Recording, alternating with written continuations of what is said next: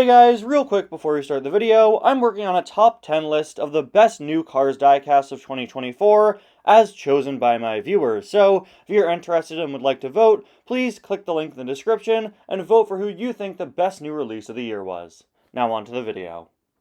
Hello everybody, and welcome back to yet another episode of Weird Disney Cars Diecast Errors and Inconsistencies, the series where we take a look at some of the strangest mistakes and inconsistent things within the world of Cars merchandise. It's been quite a while since I've done an episode of this series. The last one on the channel was a special guest-hosted episode that NCAP Cars did back in March, and before that, we hadn't had an episode of the series since January of 2024, so it's been quite a while since I've done a new episode, and because of that, I wanted to revisit this series and talk about maybe some new errors and inconsistencies that have come up in the past year, as well as some old ones that I haven't talked about before. So without further ado, let's get started. Maurice Wilkes is a background character from Cars 2, who's one of many race fans sitting near the Queen of England during the London race in the World Grand Prix.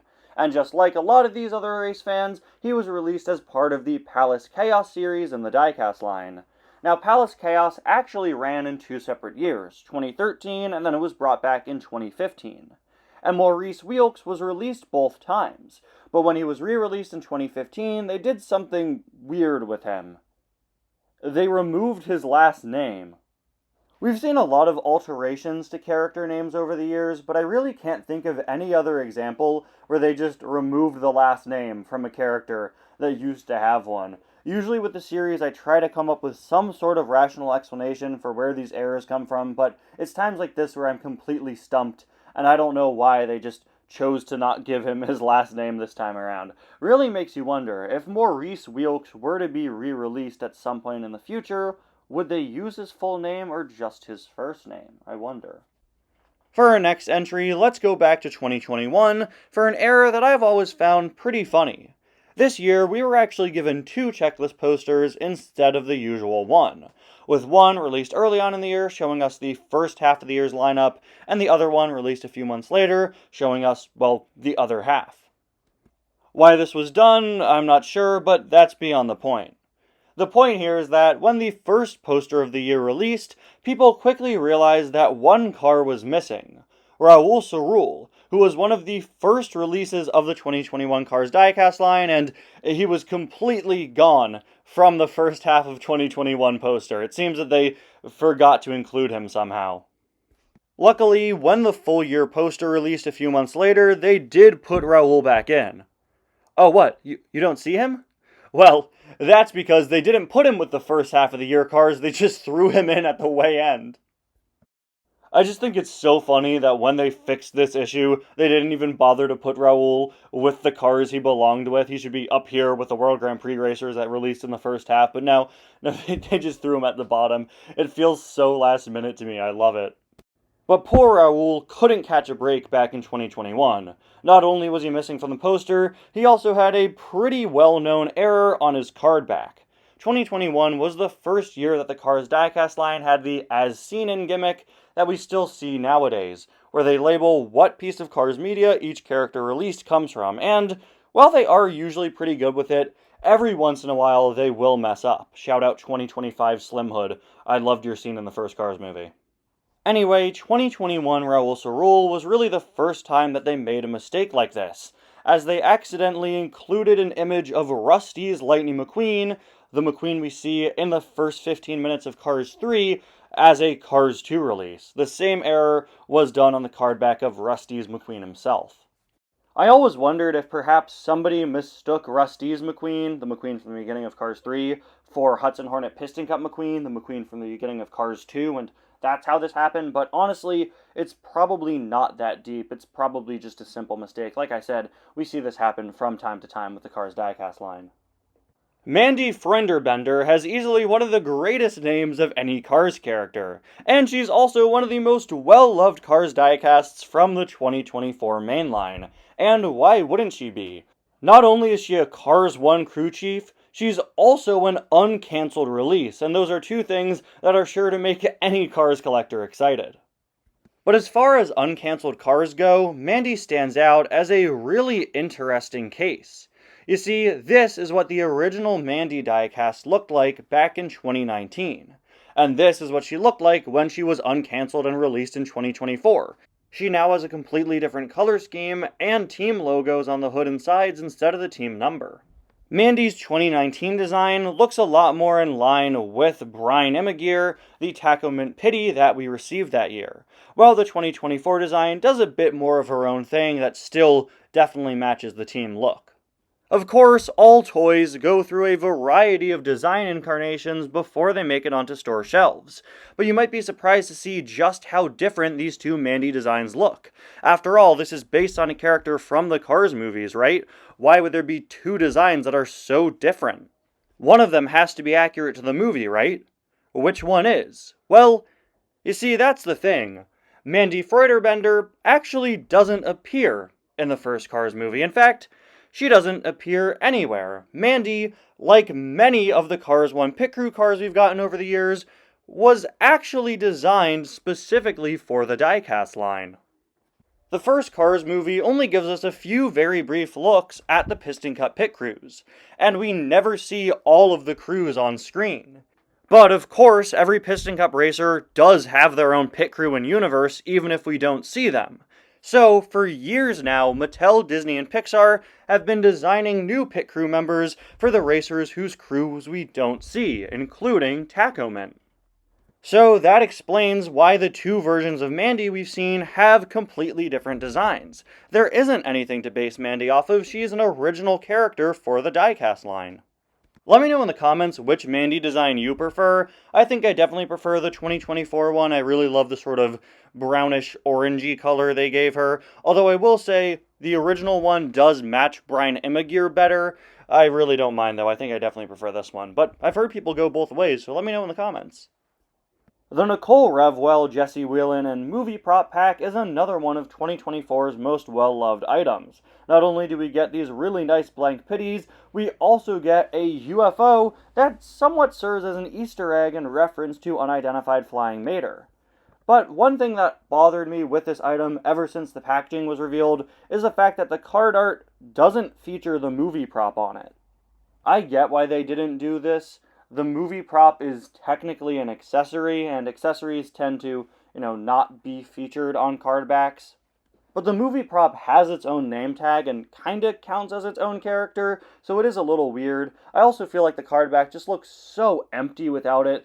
The pitties, for some reason, have been put really, really close together, which doesn't help. If they were a bit more spread out, like most cars on 2-packs are, then I think it would help make the space feel a bit more occupied, but with them this close together, it's pretty obvious to tell that they really just used up like a third of the space on the card back. Really should have included the movie prop, I think. This next error was one I was made aware of by NCAP Cars, and honestly, he had a really good eye. I don't think I would have noticed this.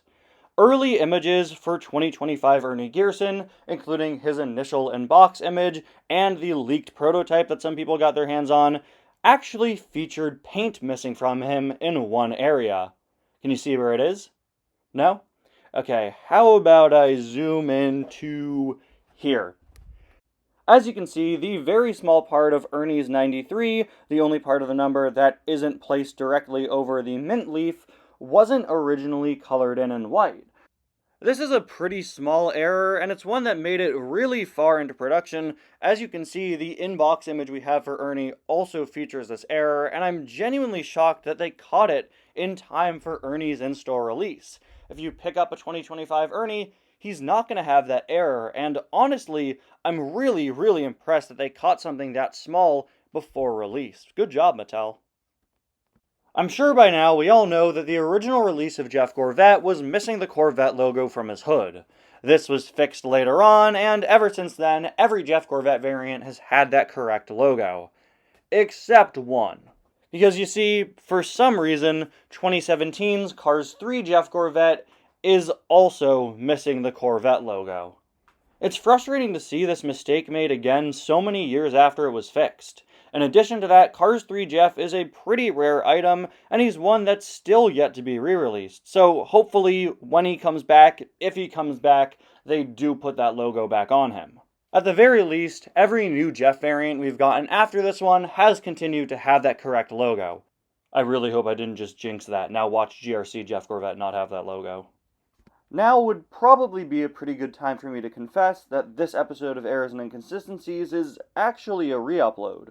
You see, I originally put up this episode last night, but I got a few comments from people telling me that one of the segments, the one coming up next, was actually an error I previously discussed. I had a whole segment about the Tuners 2010 artwork and how all of them were using this unique new drifting artwork except Wingo, and yeah, it turns out that's one that I previously talked about back in episode 13 in 2021.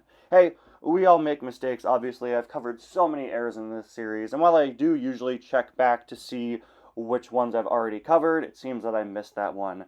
It seems that after all this time, Errors and Inconsistencies has had an error and inconsistency. Honestly, I should be pretty proud of that. So after realizing that this segment was one I talked about before, I decided to delist tonight's episode and re-upload it now with a new section. But if you do want to see that Wingo section that I had to remove, I'm going to leave it at the end of this episode as sort of a bonus scene after the outro, if you still want to see it. Anyway, onto the replacement error. The 2011 Cars 2 Daryl Cartrip and Brent Mustangburger 2-pack features the cars and name tags swapped compared to the artwork. As you can see, Brent and his name are on the left and Daryl and his name are on the right, while that's the opposite on the card back. I'm not sure why this was done. I thought at first maybe it was some sort of stylistic choice, but no, this isn't done on any other 2011 2-pack. For this 2-pack, for some reason, the cars and the artwork simply don't line up. Which is especially weird when you remember that all of these Cars 2 2-packs were promoting a 2-pack exclusive vehicle, and now it kind of looks like it's pointing down to Daryl when Brent was supposed to be the exclusive. In 2012, this 2-pack would be re-released and the error would be corrected. Well, kind of. Daryl and Brent would swap places, but in 2012, the card backs featured screenshots from the movie instead of character artwork, and Brent is missing from this image. It's just Daryl, so it doesn't even really matter anymore. Oh, and for the record, the exclusive vehicle claim didn't really matter anymore either. By the end of 2012, Brent was out in a 7-pack. Rodette Marker was the first new Cars diecast released for 2024. She's a clown car, and here's something especially funny about her. Every single release of Rodette Marker has her license plate printed upside down. Even on her official product photos, the license plate is upside down. If you have a Rodette Marker, the license plate will be upside down. My Rodette Marker has the license plate upside down. Every Rodette Marker has the license plate upside down. Wait a minute. How did this happen? We're smarter than this. Apparently not. It's not that often that a decal error happens that's this big and this widespread. This really reminds me of like when Van with sticker was missing the sticker or Sally with tattoo was missing the tattoo.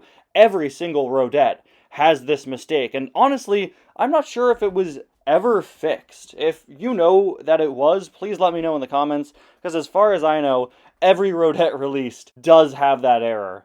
Hopefully, if she comes back in the future, they fix it, but until then, every Rodette Marker's license plate will be upside down. I hope I've gotten that point across by now. Our final error is one that drove me absolutely insane when I was younger, and I'm honestly surprised I haven't talked about it before. I absolutely love the Cars 2 Lego sets. Super underrated Lego theme, love them to death, but there's one thing about them that I always was really bothered by. They made Grem red. In all of the 2011 Cars 2 Lego sets, Grem was, for some reason, made completely red. Now, I've talked about on this channel in the past how Lego really messed up with the colors for some characters, like Holly Shiftwell or Jackson Storm. They were both way too bright, but I think Grem is easily the worst case of all of these. Now, for those of you who don't know, Lego only works with an established color palette. They only produce pieces in a set number of different colors, specifically these. So I think you could kind of excuse Holly and Jackson for perhaps not having a Lego color palette color that perfectly matches them, but in the case of Grem, an actual accurate orange was right there.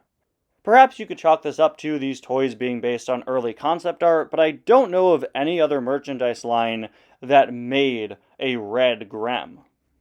But it could definitely have been based on concept art, or perhaps LEGO simply was given a look at Grem, thought that that color would match, and then it turned out that it just didn't match him very well at all. Luckily, in 2012, for the Oil Rig Escape set, my personal favorite Cars 2 set, and one of the ones that I actually had when I was younger, they were able to fix Grem's color, make him orange, and also revise his build to look a whole lot more character accurate. He went from this to this, and that is definitely a great improvement. I'm really glad that they fixed Grem and made him as accurate as possible before the LEGO Cars line ended. And there you have it, everyone. Another look at 10 weird Disney Cars diecast errors and inconsistencies. Thank you so much for joining me, as always. I love being able to bring back this series every once in a while. I'm not sure when I'll do it again, but I always like being able to revisit it and add some more errors to our ever-growing list. Thank you all so much for watching. I'll see you guys next time. Bye now.